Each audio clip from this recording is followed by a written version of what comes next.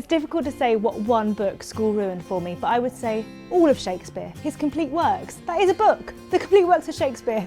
The school ruined for me, just because they taught it in such a way that made it really inaccessible. Actually, it's amazing, so I encourage you as adults to go back and reread it. So this isn't really a book that school ruined for me. It's an author, it's a writer, and it was Gerald Manley Hopkins, who's a poet. And I did a horrible year of studying his poems, and although his poetry is excellent, the teacher was so disinterested and there was so little passion involved that it really sort of sucked the life out of it for me. And it was recently actually that I revisited some of his work. I was like, actually, this guy's great. GMH, Hopkins, brilliant. I love Dickens, but if you say to me A Tale of Two Cities, I just think, English lessons, I imagine my teacher and notes, and I don't think of the story, I just think of all those essays. So, you know, what can you do? That's what school lessons tend to do. When I was at school, one of the plays we had to study was A Stranger Calls, and I hated it at the time. I hated analysing it to the nth degree.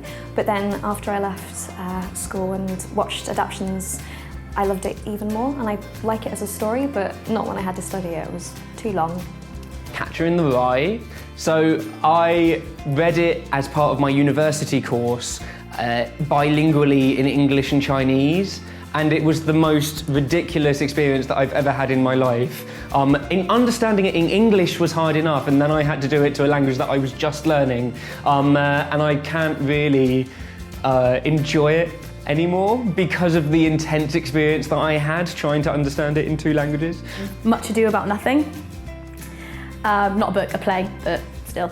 But even though I hated it when I was studying it, I've now since watching adaptations and reading and watching other people talk about the play, I want to go back and read it because I feel like I would like it. I feel like I would like that play. I just have a bad memory of it, I don't know. School ruined Northanger Abbey, and then I got set at a university and failed to finish it again. And I still haven't read it. And I'm sure it's a great book, but something about it is just, it's almost a tradition now. It's like a Christmas tradition. Well, if I don't finish Northanger Abbey, that's just what Leena does. Of Mice and Men. School absolutely ruined Of Mice and Men. Such a good book, not when it's dissected a million trillion times. Thanks a lot.